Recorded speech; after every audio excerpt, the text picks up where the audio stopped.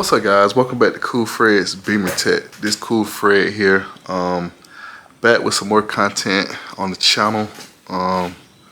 It's probably been a while since I made a video for this channel. So Cool Fred's Beamer Tech, that's gonna be the channel where I basically just talk about a few of the projects and cars that I'm working on, problems that's going on with them, and things I'm gonna do to fix it, and some of the parts I'm probably gonna use. So some stuff will probably be like a little bit of how to, and then some stuff will probably be just like an overview of what I did to fix this and if I was able to fix it or not. So I've been with the brand 17 years. I actually work on these on the daily, work on these every day at the dealership. So it's got a lot of expertise. So as far as the vehicle we're about to look at, I've been knowing this guy over. He actually went to school with my brother and another one of my close friends. So often, people refer. If they mention that they have, BMW, they're having problems, this, that, the other, they're like, man, you might want to go check out Al, go check out Fred, man, see what he's got going, if he can do something for you, because this is one subject I really didn't hit on before, but a lot of people, as far as in the automotive industry, they want somebody that they can trust. So that's one thing, because a lot of people that deal with me, they know that, hey, like, if I ask a question or opinion, he's gonna give me, honest, straight up answer about what's going on, with my car. And the automotive industry has always been, a little bit. I guess some people look at it like, it's I'm not gonna say it's a scam, but a lot of people just don't trust. I'm not saying like everybody, but depending, like certain people, they've taken their cars places and wasn't able to get it fixed. They're spending money, getting beat out of money, this, that, and the other, and in general, just like the everyday customer or client, they already think that the auto industry, it is expensive, because at the dealership, especially nowadays. I remember back in the day when my dad used to talk about some of these expensive shops. That was back in the 90s. You know what I'm saying? The labor rate was pretty much like somewhere around $80–85 an hour. And then I remember when I started to get in the industry around 2006, the labor rate was like around 125. And then that slowly started going up to like 150, 160. And here we are now in 2023, and the labor rate now for a lot of those services at, if you go to a premier luxury dealership, that's like BMW, Mercedes, Audi, because they're pretty much all in the same ballpark. They're somewhere around about like just that 200 an hour with taxes, fees, and stuff like that. And then all your rest of your dealerships follow suit, like the Cadillac, Ram, Chrysler, all of these guys, they're still, knocking on wood. You're pretty much at, in the industry, just with all the inflation and everything, you're like at 160 plus, like 175 on average, 180. So a lot of independent shops are somewhere, 140, 150 plus, things like that. But a lot of the American people, they tend to deal with shops and people that they trust and that has done good by them. So me, when I'm not at work, I'm just pretty much a independent mobile tech, or just somebody who's just hustling at the house, just doing a little gravy work from sign to sign, as we would call it.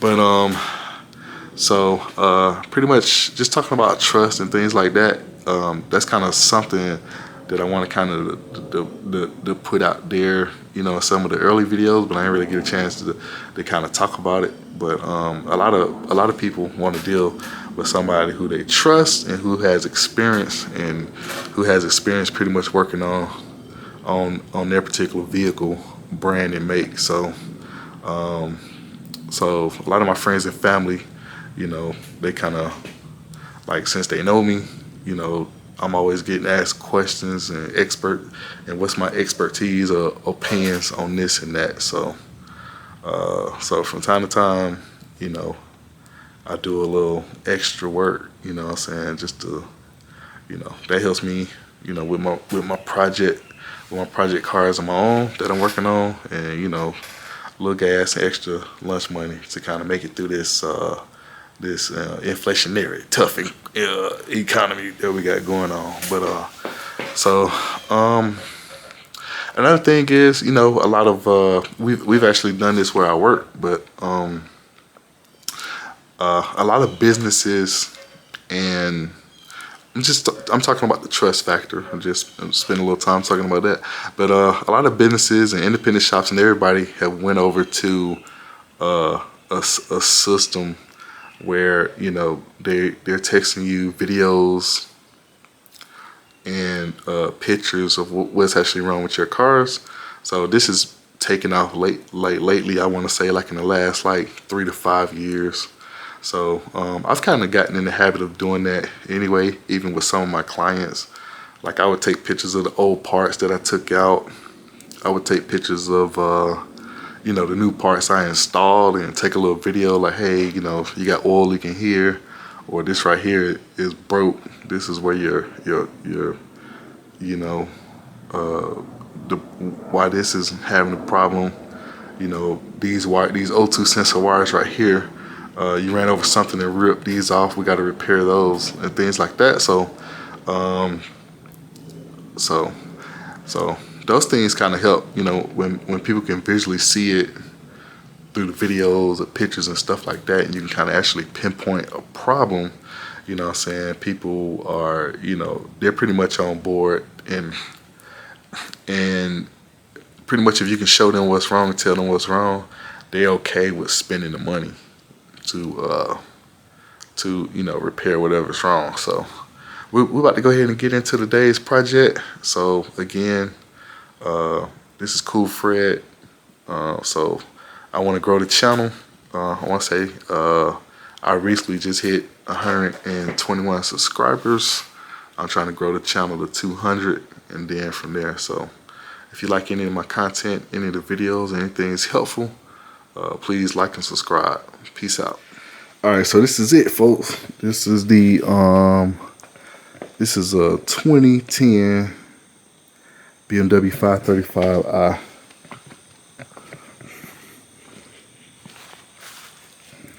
So I'm out here early on Sunday morning. Gonna check it out real quick.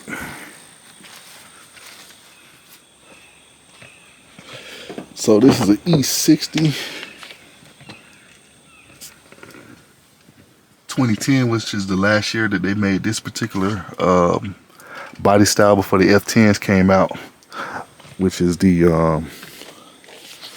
body style that came out after this one. So this right here has the N54 twin turbo inline 6. So what I'm about to do is what I'm about to do next is actually grab my vacuum, and I'm gonna throw my scanner in there. I'm kind of clean it up a little bit because this thing been sitting because the client actually he bought another vehicle and wasn't driving this one for a while, so he's trying to get this thing back on the road. It's got a check engine light, and he said something about a coolant leak, so we're gonna get in here and see what we got going. And so pretty much I went out to his house and did I just swing by and put my scanner on it and did a preliminary basically a basic inspection. So I went out there and did like a little quick inspection on it, scanned it. So I kind of know a little bit what's going on with it, and we did go ahead and order some parts. But I'm gonna go ahead and get this thing cleaned up. I'm gonna scan it real quick, let you guys see what kind of code's in here, and then from there, what I'm gonna do is I'm gonna show you guys what we got and how we're gonna fix it. And we're also gonna check something out while we're here. So I bought some of my special tools from work, so we can go ahead and check it out real quick. And hopefully it don't rain while I get this checked out real quick.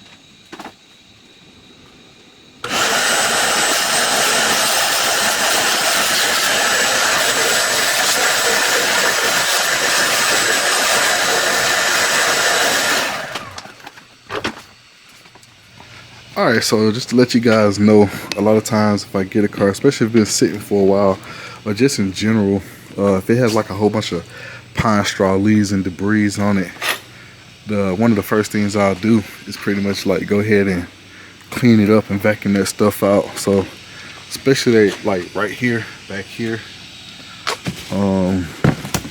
like basically this car has been sitting and you got pine straw and debris that kind of gets down here, goes down the back glass, and it gets in this little area where this seal is. So that can kind of cause some issues and cause like the water to like overflow and leaking stuff in the trunk. This one don't really look like it have any issues like that, but at the same time it has been sitting, because actually the water is supposed to kind of come through and drain down here and kind of like drain down the body. Like it'll actually like drain through down here and come out down here. But all this stuff is kind of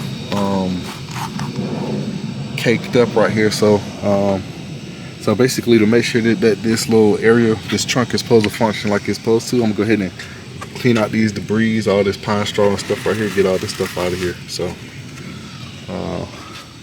just going just the extra mile, just to prevent a problem later.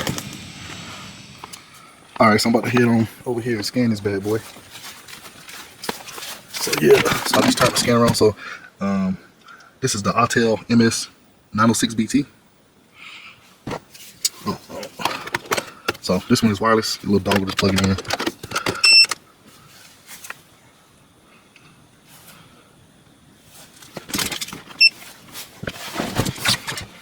All right, let's see what we got. So I'm about to scan this thing in, put the information in here. I think I just gotta update the mileage, so just gotta update the mileage. So this one's got 170K on it. EN54.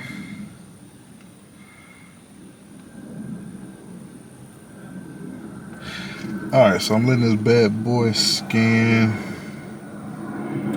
There we go. So it's gonna automatically scan the vehicle, and any control units with any faults in it, they're going to be in red, and they're going to go eventually going to be all towards the top.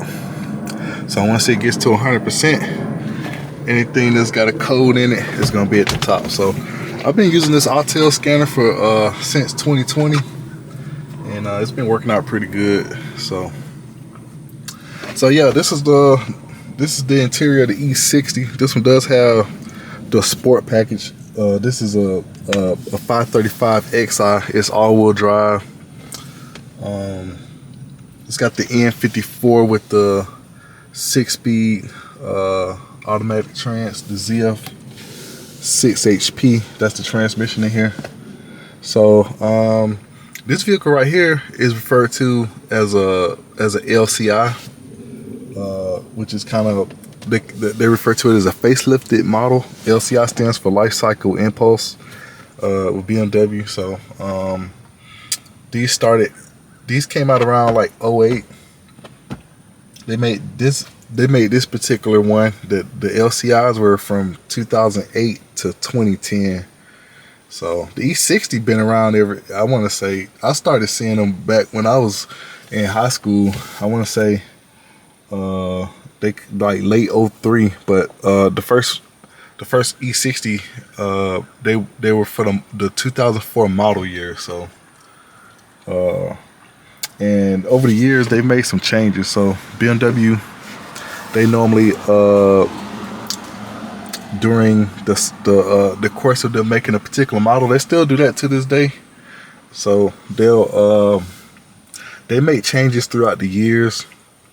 And to be honest with you, if you look up how many versions of an E60, like I stay in Atlanta, we still see them on the road every now and again. I mean, they're not extinct. It's just you'll see like more E90s and things like that. But there's still a lot of E60s out there. But most people have probably traded their E60 in and got a F10 or either a G30, which is a couple of the newer body styles that came out. But just in reference to this one, just speaking about like the LCI, like man, if you research the E60 in general from when they first came out, because the first ones had I want to say it was a 525i, a 530i, and they had the M54 engine, which was a carryover from like the E39s and the E36s. No, I mean E46s had that. Those 3 Series had the M54 in them, and then they went to the N52s and all that, man. And they just got, like, to be honest with you, like if somebody called me and tell me they got an E60, like is no telling what engine or what version of the car they got, because these vehicles got so many different engine options from because they've made different changes. So they can have the N54. I mean, this is the N54, but the M54 was the motor before that. Then there was the N52, and so there's like, man, so many different versions. There's probably over 10 different engines, including the M5, which was the V10. So there's a whole bunch of combinations that you can get these cars in, which is just kind of ridiculous when you think about it. But in 2008, they got this kind of joystick type electronic shifter to work with the transmission. That was one of the updates. Actually, this debuted in the E70, which was the X5, like that 2013 I was working on. And in 2008, well, mid 2008, that the 7 Series started to come out, which is the FO2 back then.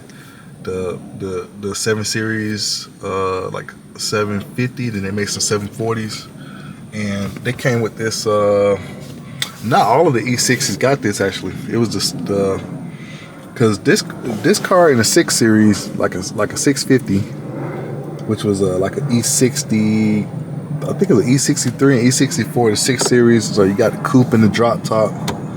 So you'll probably be lucky if you got like a later. I want to say it was late '09 or 2010.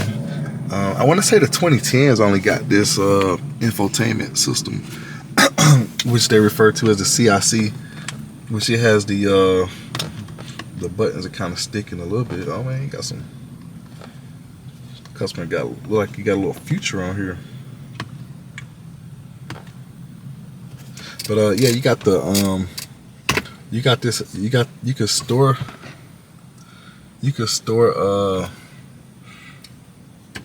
music and things like that on the hard drive. So this one's got hard drive navigation. So this is one of the newer systems back then. Of course, like today, this is way advanced. They got cars now got like dual screens. in them for the cluster and the infotainment. But this right here was pretty high tech, because this was like the you actually got, you know, some features that was in the 7 Series. They put those, actually, it came out in the 7 Series and the E90 first. They refer to this as the CIC, which is the car information computer. So they no longer have the DVD drives. The early ones had a separate CD and a DVD drive up under there to read the navigation disc. But this one has hard drive navigation. So they put the hard drive navigation in here. So things like that. So this thing is done scanning. Alright, so we got 6 codes in the DME, which is the engine computer. I'm just gonna look at the report, see what they are.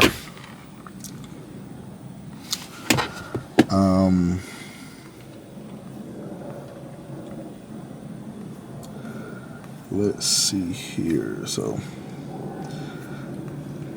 that's another thing I like about the Autel, is you can get like a report, and you can actually email and print this out. I don't really have it set up right.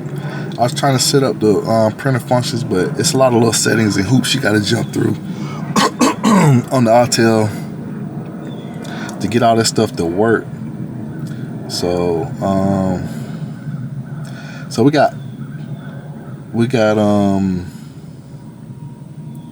so he's been complaining about a few things that we see here. I'm actually gonna go to my other screen so we can actually see what these codes are. So basically, I'm familiar with a few of them. This probably got a little glare to it, my screen, because I'm out here.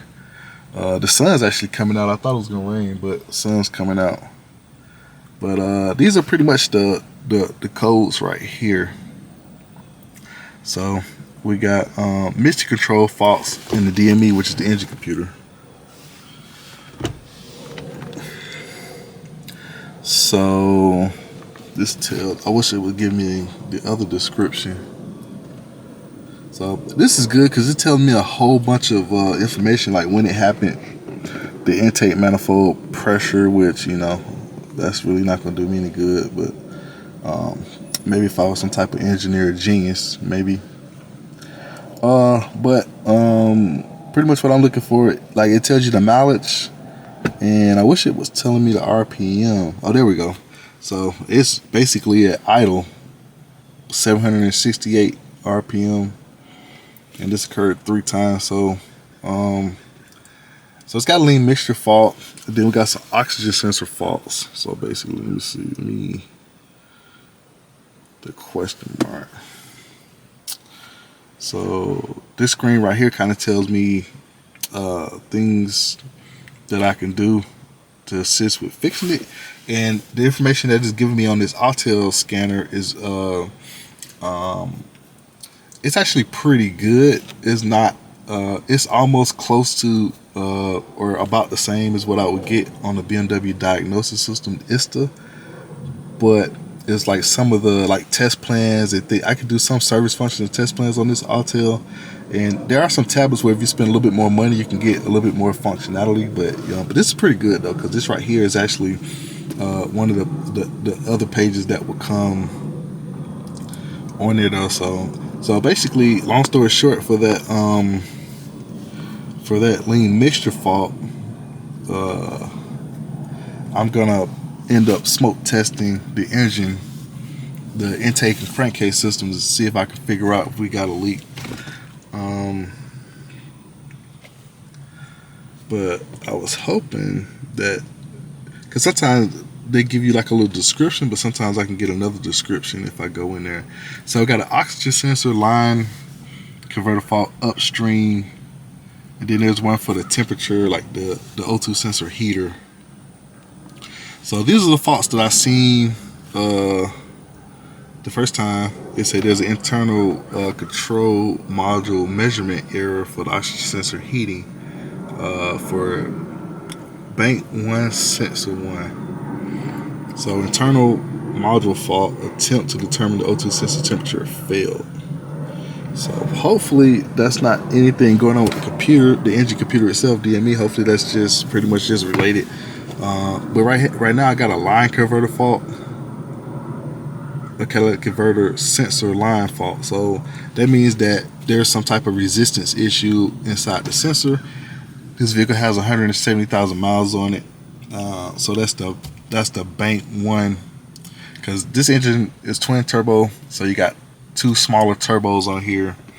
You got a front and back manifold that's integrated with the turbo. So that's the oxygen sensor before the catalytic converter. So, and they're kind of like down in the bottom. I'm gonna try to see if I can show you guys that. So there's a battery fault too, and then we have this 30FF turbocharger boost pressure too low. So I'm gonna talk about a little bit about these faults in a little bit. I gotta change the battery in this camera because it's about to go dead. All right, so a little bit ago I mentioned about some of the codes that were in there. And I said I was gonna talk about them. So I am gonna talk about a few things that's going on with the car, just besides the mixture adaptation faults and the boost pressure. So let's talk about the O2 sensor. So we are going to be replacing those. That's one of the first things I recommend as a start, is to replace both the before cat O2 sensors for that would be for the front and the rear, because this one has a total of 4 sensors, but 2 are before the catalytic converter and 2 are after. So we're going to replace bank 1 and bank 2.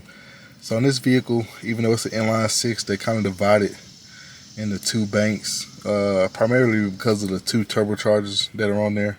So for the first 3 cylinders, they refer to that as bank 1, cylinders 1 through 3, and then bank 2 is cylinders 4 through 6, because they have the individual manifold. So basically right now I'm just going to kind of select some things on my scanner, like looking at the additive and multiplicative adaptation values, and look at the O2 sensor and the mostly the upstream, because I'm going to kind of try to compare these values. And I'm going to start it up, let it run, and just see what we got. I was trying to see if I had it's actually starting up and running pretty good, but now, well, right now it's kind of got like a little bit of a slight misfire and running rough.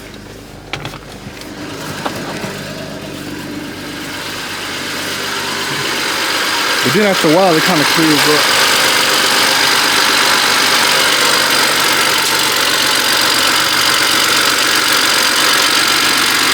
So this N54, that little rattling you hear is from the wastegate on the turbochargers. So me and him, we've talked about those turbochargers before. If you drive the car hard, it'll start to act up. What I mean by that is essentially what's going on with the wastegate is on the turbochargers. So there's like a little, the wastegate kind of controls the operation of the turbocharger, and there's like a little it's kind of like a little door, but it kind of sits at an angle that opens and that swings open and closed.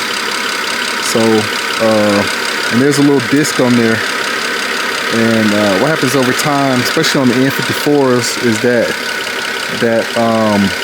the movement of it opening and closing, and let's say there's a bushing in between. So like if there's a bushing in between, like where my finger was, and you got this area that's opening and closing, and it's swinging at a slight angle. But between, I guess, that bushing that's in there, and where over time that wastegate area will wear out, and what happens is the wastegate sticks so that's where that rattle comes from. It's like when the wastegate is hanging up. So it's like opening and closing, but it's instead of it being a smooth transition, it's kind of like a roughness. So it can open and close, but it's a little rough and it hangs up every now and again. So when it hangs up, that's kind of when you get that rattle. But also when it's trying to build boost, while it's building boost, it's either building boost, but if that wastegate gets hung up, so if that wastegate gets kind of stuck midway while building boost, it won't close all the way, and it won't build the boost that the engine's trying to build, and that's when you'll get like your reduced power malfunction and things like that. But as long as you kind of drive the car kind of easy, you can kind of get where you got to go. But if you push it to the floor and try to get on it real hard, then it'll kind of like stumble and act up and go into limp mode. So this vehicle does or will eventually need the turbos replaced. But right now we're trying to get to the bottom of like why it's running rough and things like that. So let me see what our values are. Let me see here. So the sun is out. It is getting a little hot. So we might have an issue just on bank 1. A little tricky to see because the sun out in the glare, but we got negative 14%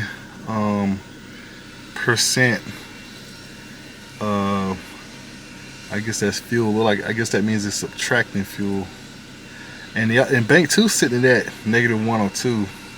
So it's kind of closer. So you want these values kind of close to 0 as possible. So looks like I might have a air pipe or air duct or something on bank 1 that's causing the issue. So I'm gonna go ahead and connect my smoke machine and get this thing to smoking.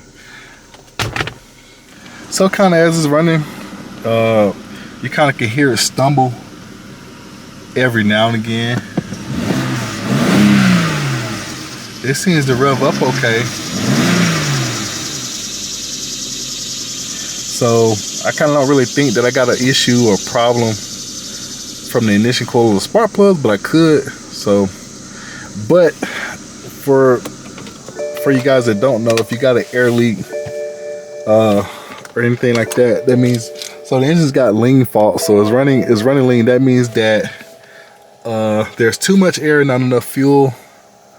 So we got some type of large leak that the vehicle is trying to add a specific amount of fuel to it that's out of the normal, and basically to compensate for the air leak. But what they're trying to add, what the computer's trying to add to the system is too great to make the engine run perfectly. So that's why we got the lean mixture code. So the O2 sensors are used to kind of make that calculation. So at the same time, it's like we do need to replace those anyway, but I do believe that we have some type of air leak in the system, and I'm about to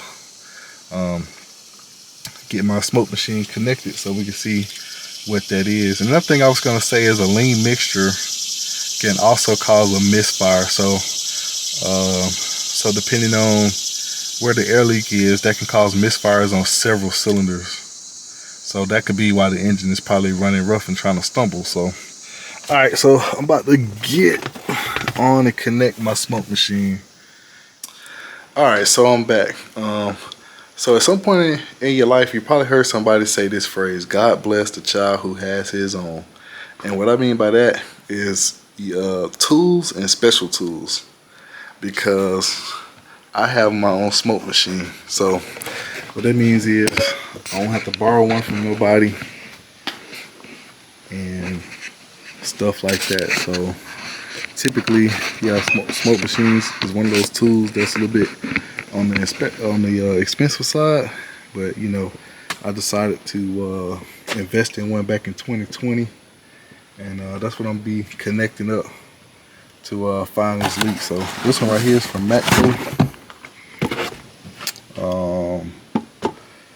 So the reason I decided to invest in a smoke machine, I mean, it was more than just to have one personal, but I mean, sometimes, you know, I'm working on a lot of other stuff than just BMW. So it's like if you got an evaporative emissions leak on the fuel tank system, or like a Chevy Tahoe or something like that, this right here. So a lot of cars, like when you getting into fuel, well, vapor system, well, like emission systems and stuff like that, crankcase leak. All right, so pretty much I was saying on the smoke machine that, you know, it just kind of come in handy to find evaporative and fuel tank leaks and stuff, like vapor leaks and crankcase leaks and stuff like that. So, but it's typically one of those tools that you will have that, you know, all of your fellow technicians want to borrow. And I've actually, you know, a couple of my buddies have actually bought this same smoke machine right here just because they use mine and see how good it works. So this one right here is made by Redline, but it was made for Matco too. So sometimes, you know, when you buy like a Matco or a Snap-on or something like that, you know, they generally have other companies make them. But in the case of this one, Redline kind of improved the design of the basic smoke machine. And basically what I'm saying by that, I like some of the features on it. Like you can feel it right here at the top. You put your solution in there, and you can also check your level and stuff like that. But the main thing I like about this one is it has a fan back here in the back to kind of keep it cool. So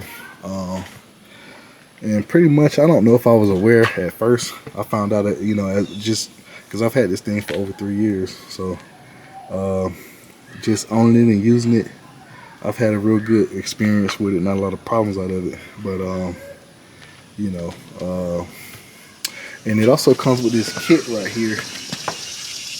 So got a accessory kit to block off certain things. And actually, this right here is like an intake. They call it an easy intake. I've been had this one. I kind of bought this for somebody who they decided to leave the business. So I've had this for a while. But also when I bought the kit, one came in a kit too. So that's kind of some helpful stuff that's gonna help me get this thing smoke tested properly. All right, so I'm getting this thing connected up. So one thing you do gotta have some compressed air, which I do got an air compressor in my garage. Next up, I'm hooking up these little cables right here, the power and ground. So it turns that on, and the fan automatically comes on when you hook the machine up to a 12-volt source.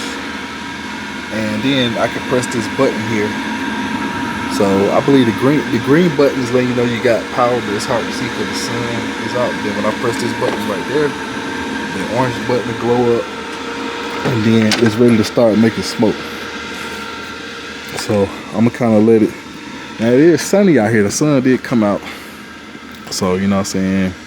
The rain kind of staying away for a little bit. So but basically it's hard to tell, but it's starting to smoke. So I'm gonna go ahead and turn it off for right now. I guess right now I'm just gonna try to just do a basic smoke. So also got this this adapter here from AGA Tools. They sell this on the tool truck as well. So it's for a lot of oil. It fits a lot of oil caps on most BMWs. The newer BMWs, they changed the oil cap style, so it won't fit some of those. But so then I just gotta remove my adapter right here. So I'm pretty much gonna try to smoke test it like that, see if I see something. And then if I don't see anything, I'm gonna have to remove the air box and basically block it off. And I'm gonna have to put a combination of one of these yellow, one of those yellow caps in there, and I'll use those easy intakes to kind of like block it off. So pretty much depending on how large the leak is, I may see something just by just smoking it like this. So I'll let you guys know what I find.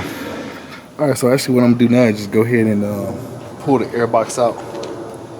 So I started smoke testing it, but I wasn't able to kind of find the leak. The reason for that is because if it's a large leak and something that's kind of like, and it probably still is a large leak, but basically what's happening is once it go around the air ducts, it's basically feeding out of this air box. So I'm about to pull that air box out.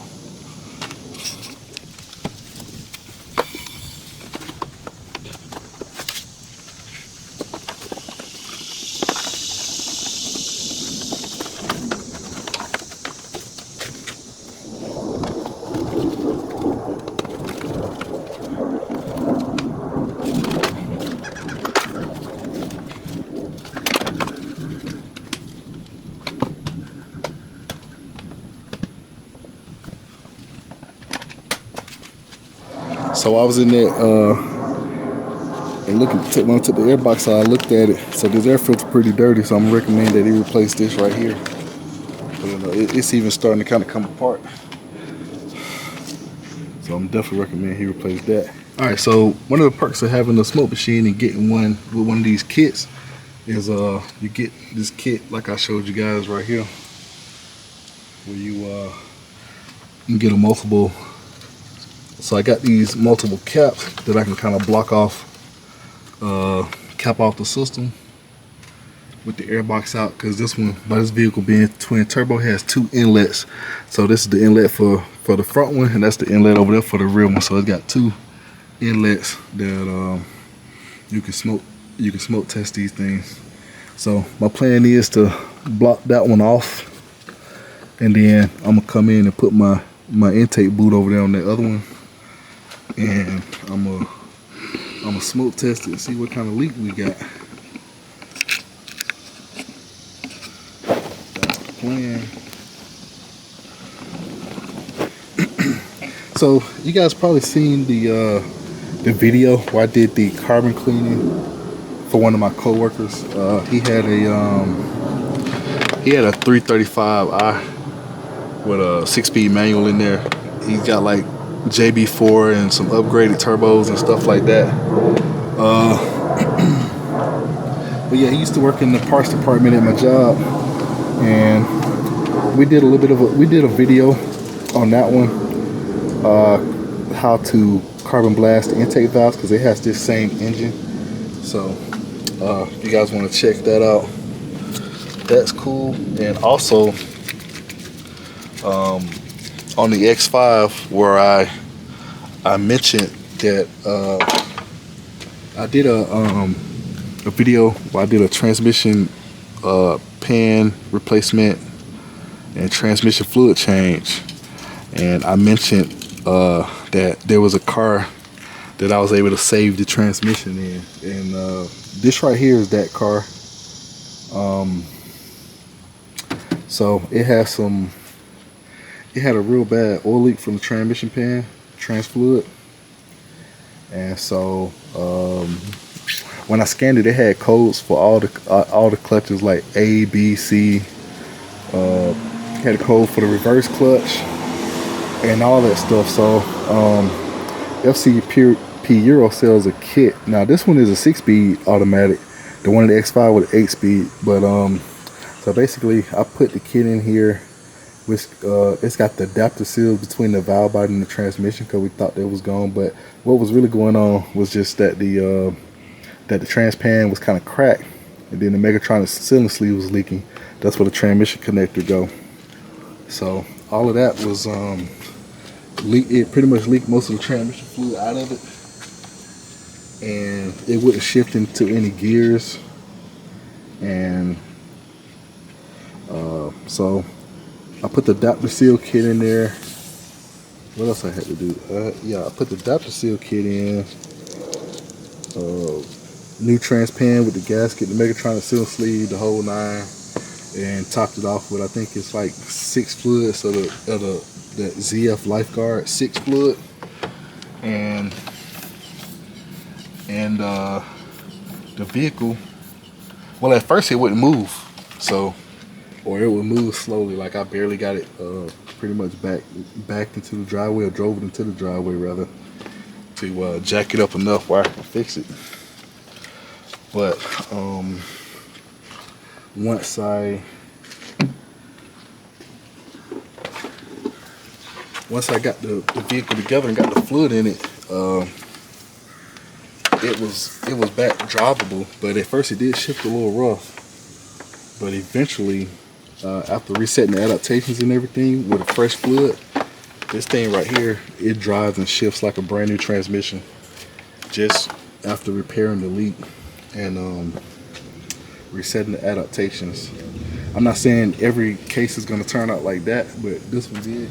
Alright, so I'm about to get this thing connected up and get it to smoking. So I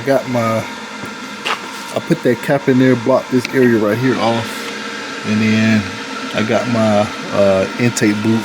They call it the Easy Intake. So it's like a flexible boot that you can squeeze, and it kind of blows up and it seals that off. So I'm smoke testing it, and here on my gauge, just based on the reading on the gauge, I know I got a leak somewhere. So basically what I did was I removed the air box, got that sitting off over here. So I removed the air box to kind of, so I don't have smoke just kind of leaking, basically back leaking or back flowing and leaking out of the air filter. So it'll have been leaking like past the air filter and through that duct right there. So I should be able to find what's leaking. I'm about to get my flashlight out and kind of look down in there. As you get it going, I can kind of take this off and I can tell smoke is in the system. So I should be finding the leak somewhere. All right, so I've been smoke testing the engine, and I am as it goes along, there is an indication of a leak, because right here, basically, if you don't have a leak, this little ball right here will settle all the way down below the minimal level. So this right here indicates that you got a certain evaporator leak. It's in millimeters, 0.25, 0.50. Most evaporative systems cannot have a leak more than 0.50, or they would call that half a millimeter.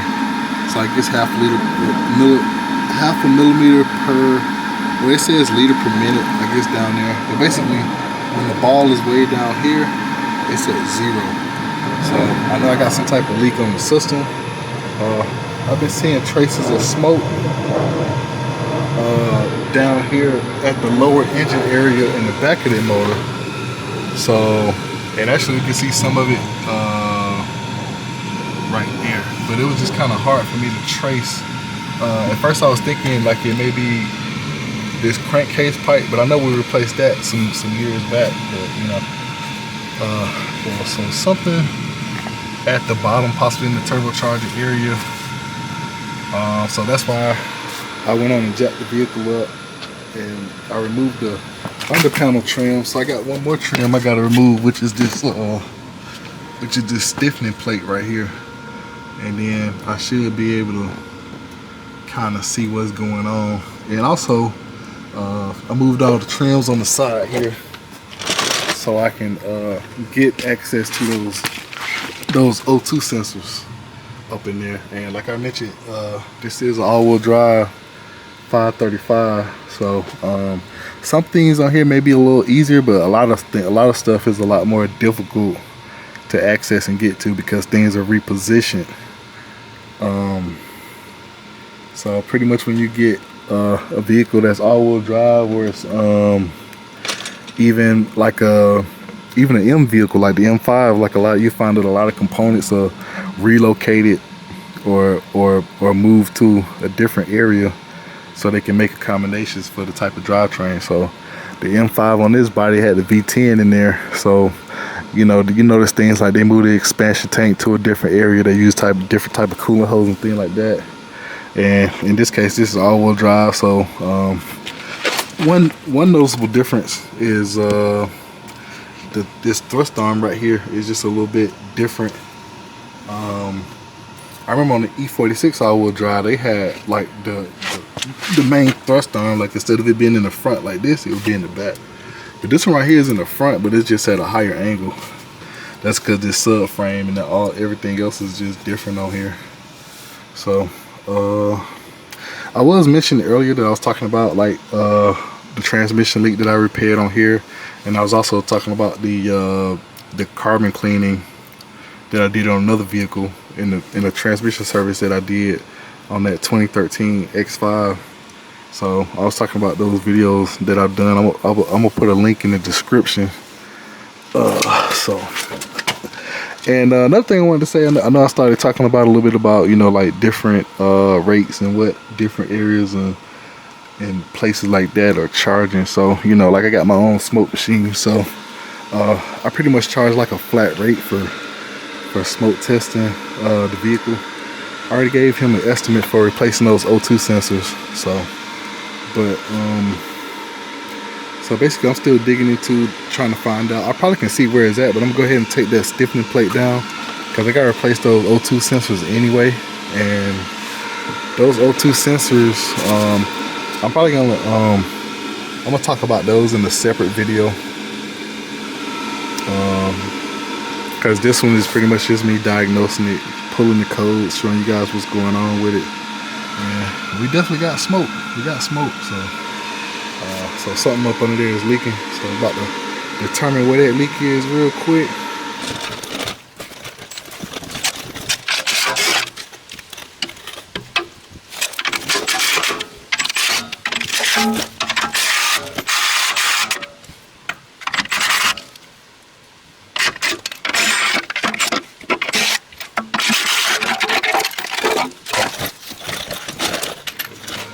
Alright, so now we see the drivetrain of this N54, and it's 535. So those right there are the down pipes of the cat, and these right here the catalytic converter. So one of my O2 sensors I can actually see, and then the other one I think it angles a little bit further up, so I can actually see those in there. Let's see what I need to do to replace those. I'm not sure if I'm gonna go ahead and knock those out or just pretty much just finish diagnosing what's wrong with it and then figure it out. So I know I got smoke. I just got to see where it's coming from. Alright, so I found the source of the leak, and basically from where it was leaking from, I pretty much already knew like where it could possibly be coming from, and then look up under the car, just confirmed those suspicions, and pretty much it's leaking in one of those spots that you wish it wasn't leaking, because on the all-wheel drive it's just a little bit tricky. I want to say the wagon is even worse, but this one I'll have to like look up the repair instruction to see. But I'm gonna show you guys where it's leaking at once I can get up under here. So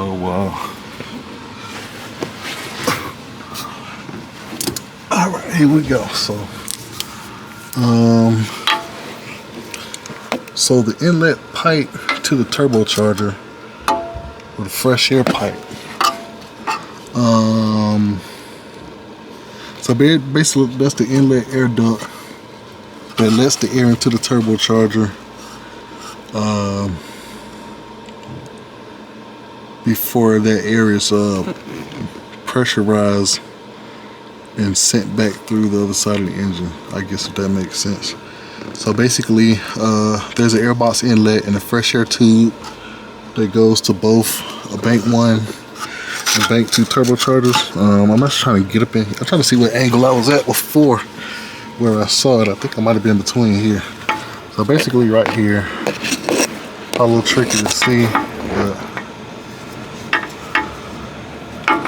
let me see. So you can see where there's traces of smoke coming. Trying to get my camera to focus in up there. But basically, there's an inlet pipe that attaches to the turbocharger, and there's a seal, and it's leaking right there. So that's gonna be a pain in the butt to replace.